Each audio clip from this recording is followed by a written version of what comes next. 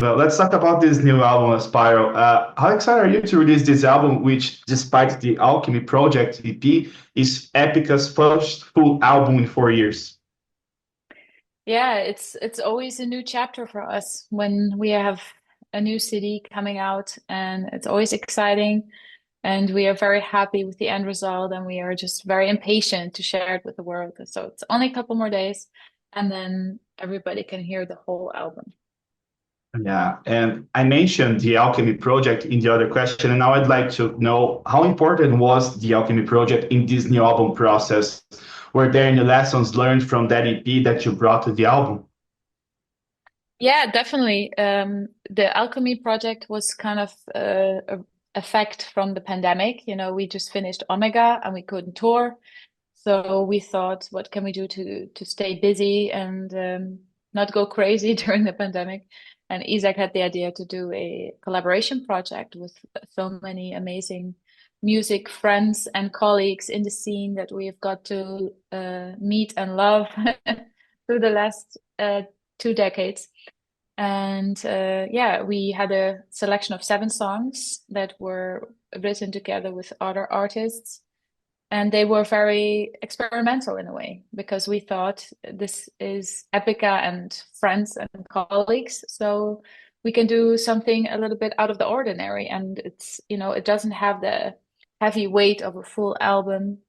And we had an amazing saxophone player, singer on the album. We worked with Flash God Apocalypse.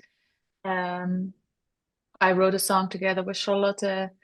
And yeah, so many amazing artists that have a different working style, which was great because we learned a lot from that. And we also found out that the response from the fans was very positive. And one of the favorite songs is definitely also the final lullaby.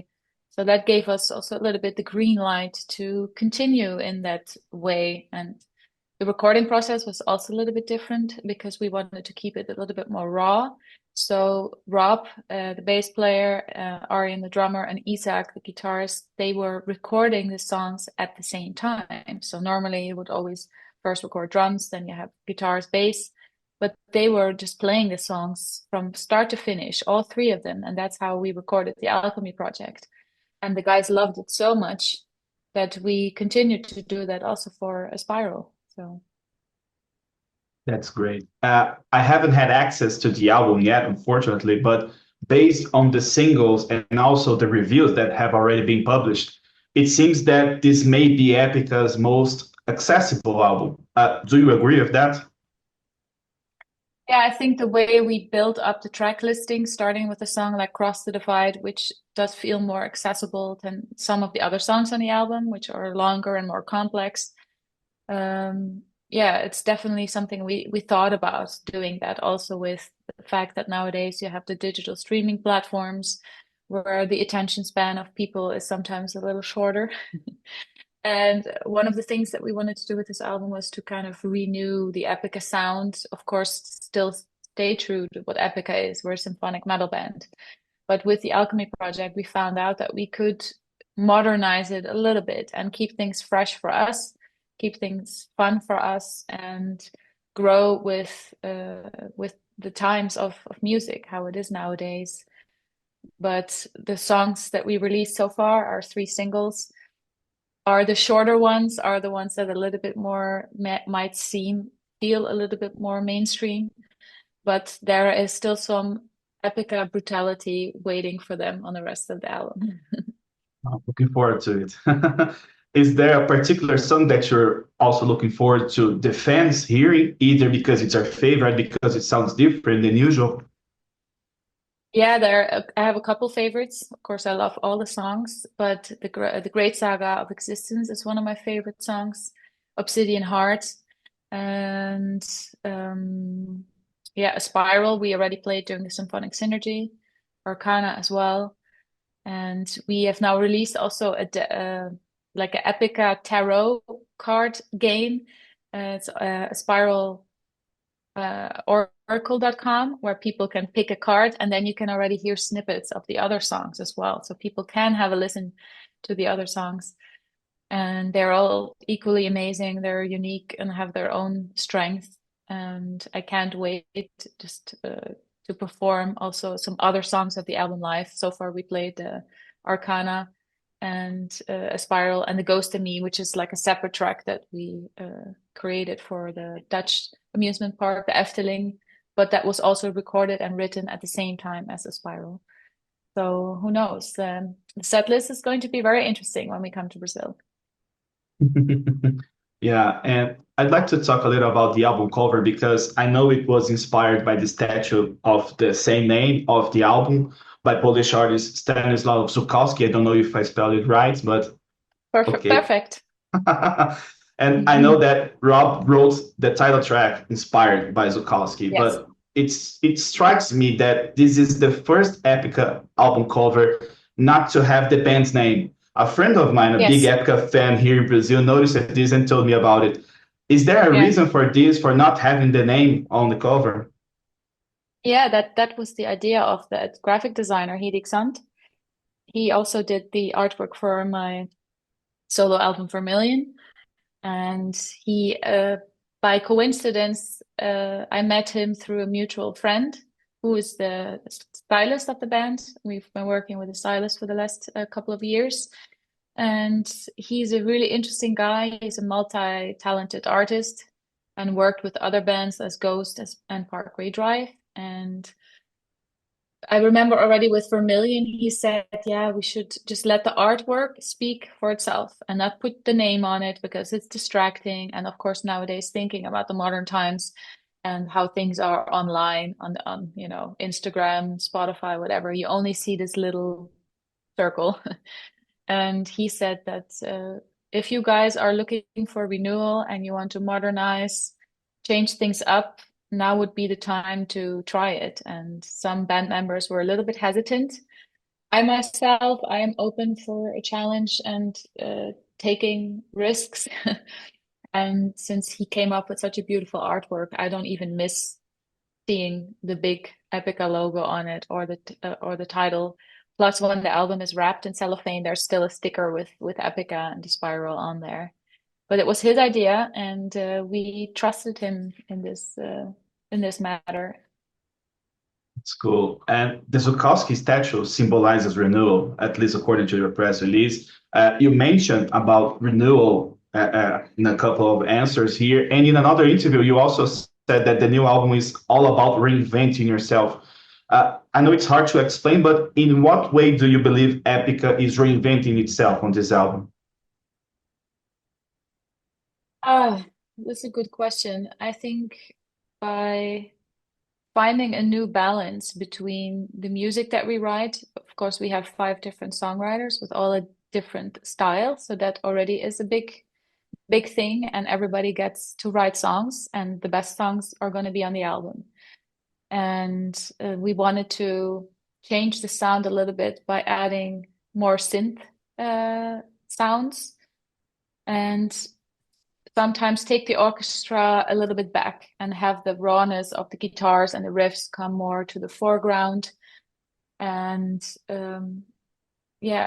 keeping a healthy balance between the symphonic side of Epica, but also the metal side of Epica, and then mixing in more synth sound and creating a little bit a different vibe on some of the songs. Because, for example, Darkness Dies in Light, Metanoia, The Great Saga of Existence have that old school Epica vibe, but the majority of the other songs have something different. And of course, you still have my voice, you have the choir, you have Mark's grunts, and the orchestra still plays a huge part in the music. But I think by hustling that up a little bit, we managed to kind of make Epica a little bit more mature, a little bit more modern, and not repeating ourselves with each album. That's great. And talking about the writing process of the new album, you rented a house to work on the songs in a kind of a writing camp, just like Omega, but now with more time. I talked to many musicians from different bands, and I can say that it's something very rare nowadays, either because of the technology progress or because albums are not always profitable enough. What led the band to work this way again? Yeah, we enjoyed that with Omega a lot, and we thought that that was really good for us to reconnect also as a band. Doing, it all starts with the music, but then some of us moved further away, and it was more difficult in between the touring to meet up because we also have kids nowadays. And we thought with Omega, let's just try it, get everybody in the same room. And of course, everybody has their home studios, and the demos were written by everybody, on their own at home. But then we came together in the house that we rented, and we had 3 sessions. And we started the first session by listening to all the demos that were lying on the shelf, and then we made a selection of the songs, and we started working on them all together in the house. And back in the day, we would really just do it by everybody by themselves at home and sending each other the files. But we felt a little bit more disconnected like that, and that the songs couldn't reach their true potential. And by being in the same room, you get a quicker response, you have a different interaction, and you can feed off each other's creativity and bond also as a band, and by doing what is the most important, crucial part of a band is writing music together as a team. Yeah. And do you also feel that your experience with your first solo album, Vermilion, contributed in some way to Aspire, especially during the writing process? And if so, in what way? Yeah, definitely, because working with Arjen, I learned a lot, and also tried different things with my voice, and gathered a lot of experience and knowledge and technique. And I thought, this feels good.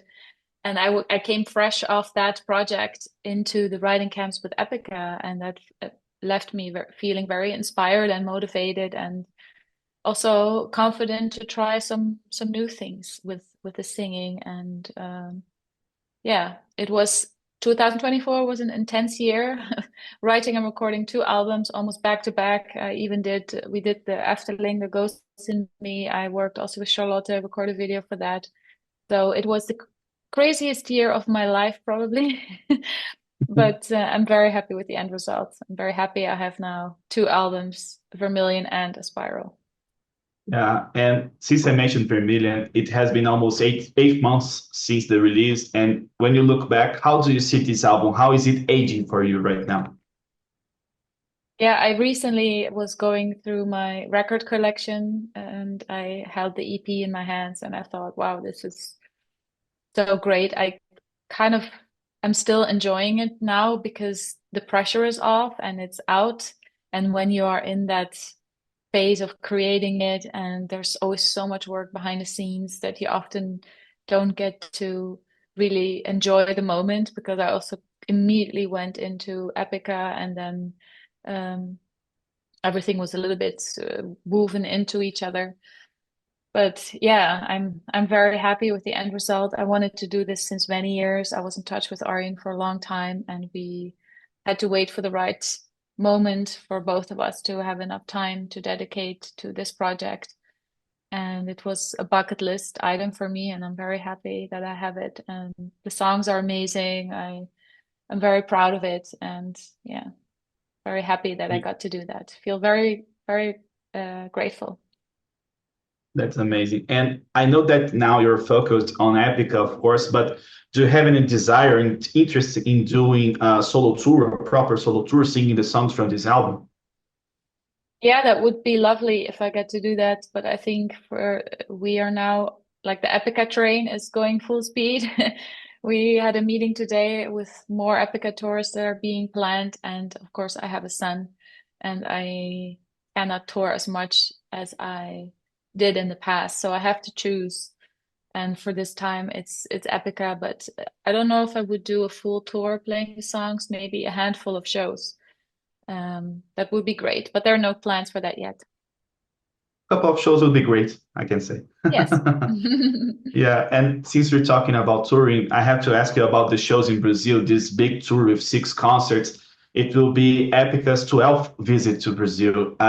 What are the expectations for these shows, not only here, but also in other Latin American countries? Because you come to Mexico, and then you go back, and then you come again to play in Argentina, Brazil, and other countries. Yeah, it's already the 12th time. That's good that you say that because I lost count. Yeah, I we have love to coming count to. year after year also because it's too many, so many visits. Yeah, it's crazy. 12th time already. I remember the first time even coming to Brazil, how there were hundreds of fans waiting for us at the airport to welcome us. And that left a huge impression, of course. And the audience is so passionate and so thankful, and the shows are always amazing. So I expect the same when we come back. And yeah, I hope that everything will go well and that also our Brazilian fans love the new album. And of course, the set list that we are creating will be a combination of like all the old Epica fan favorite tracks. For example, Cry for the Moon will for sure be on the set list and a couple of new ones. And yeah, I hope that the Brazilian audience will sing along with the new songs as well because they're always really loud. And last time Epica came to Brazil to perform at our edition of the Summer Breeze Festival. I'm not sure, but I believe it was their biggest show here in Brazil to date. And you and Within Temptation were kind of co-headliners. What memories do you have of that show? Yeah, that was lovely. I mean, the biggest festival for us to play in Brazil. We made actually an exception for Brazil because we were in the recording process of Aspiral, and we actually said that we don't want to do any shows. But then we got the offer to go to Brazil for one show to play Summer Breeze, and we couldn't say no, so we made an exception just for Brazil. And yeah, we flew the day before the show. I had a huge jet lag, so I woke up the day of the show at 3 in the morning, and I thought, oh my God, how am I going to survive the show? But the Brazilian coffee was strong and gave me the energy that I needed, and of course the crowd as well. It was amazing. Yeah, it's always lovely to play in Brazil. That's great. And speaking a little about Epica's relationship with Brazil and Latin America, São Paulo is the second city in the world that listens to Epica the most on Spotify. Yeah. The first is Mm. Mexico City, and Bogota and Santiago come next in this top five. Do you have any idea why the band became so popular here in Brazil, South America, and Mexico? Any theories?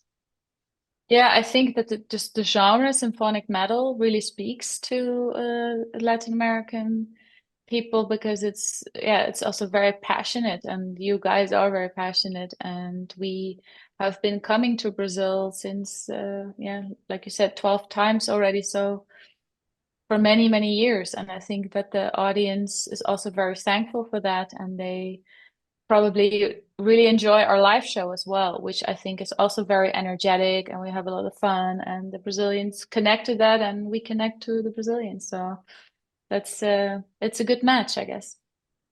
Absolutely. And finally, for my last question, what are Epica's next plans after the album is released? I know you have some tours scheduled, some tours being Mhm. planned, as you mentioned, but what are the next plans? Well, of course, with each band, you plan ahead 2 years, and Epica is now 23 years old, but we are already making plans for our 25th anniversary. So we are, yeah, working hard behind the scenes to come up with a really cool way to celebrate our 25th anniversary because we're very grateful that we get to do this for so many years. And we want to show that gratitude to our amazing fans.